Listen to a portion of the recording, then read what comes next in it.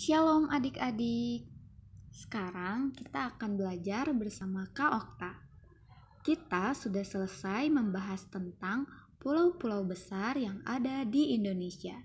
Sekarang kita akan membahas cerita legenda yang ada di Indonesia. Adik-adik tahu tidak apa itu legenda? Legenda adalah cerita rakyat zaman dahulu yang berkaitan dengan peristiwa dan asal-usul suatu tempat. Cerita legenda sama seperti cerita dongeng, yang tidak diketahui secara pasti apakah benar-benar terjadi. Karena seperti yang kita semua tahu adik-adik, bahwa semua yang ada di dunia ini diciptakan oleh Tuhan kita. Namun, semua cerita legenda mempunyai pesan moral agar kita dapat melakukan hal-hal yang baik. Nah, sekarang mari kita simak tentang legenda yang terjadi di Pulau Sumatera, yaitu legenda Danau Toba. Di sebuah desa di wilayah Sumatera Utara, tepatnya di Tapanuli, tinggallah seorang laki-laki yang bernama Toba. Ia hidup seorang diri di sebuah gubuk yang kecil. Toba bekerja setiap hari sebagai seorang petani, dan terkadang ia juga suka memancing ikan di sungai. Pada suatu hari setelah ia membajak sawahnya, ia memutuskan untuk memancing di sungai. Toba berharap ia mendapatkan seekor ikan besar yang lezat untuk dimakan.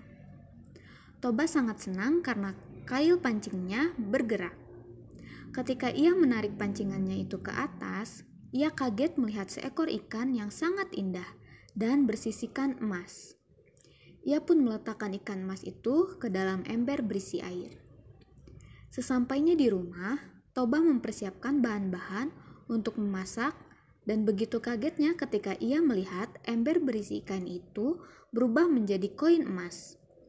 Di samping itu, muncul juga seorang wanita cantik yang entah datang dari mana.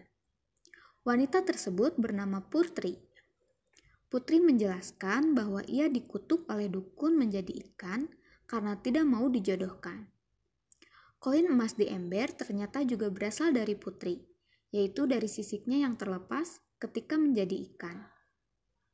Putri merasa berhutang budi kepada Toba, dan ia bersedia menjadi istri Toba.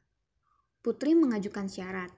Toba harus berjanji tidak akan membocorkan asal-usulnya, yaitu seekor ikan, kepada siapapun, dan Toba menyanggupinya. Mereka menikah dan hidup bahagia. Beberapa waktu kemudian, mereka mempunyai seorang anak laki-laki. Anak itu diberi nama Samosir. Setiap hari, Samosir mengantarkan bekal makan untuk ayahnya. Dan suatu hari, Toba sangat marah kepada Samosir karena memakan bekal makan siang untuknya. Padahal Toba sangat lapar. Saking marahnya, Toba menyebut anak ikan kepada Samosir. Kemudian Samosir lari ke ibunya dan menceritakan kejadiannya. Putri marah dan menyuruh Samosir pergi ke bukit yang akhirnya menjadi Pulau Samosir. Hujan sangat deras datang tiba-tiba yang menenggelamkan Toba, dan jadilah Danau Toba. Nah, itu tadi adik-adik cerita legenda tentang asal-muasal Danau Toba. Sekarang Kak Okta akan memberikan tugas untuk kalian. Tugas untuk kelas kecil yaitu membuat ikan dari daun kering.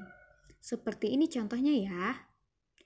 Tugas untuk kelas besar yaitu menggambar Danau Toba dan menuliskan hal-hal yang bisa kita pelajari dari legenda ini. Baiklah adik-adik, sekian materi hari ini.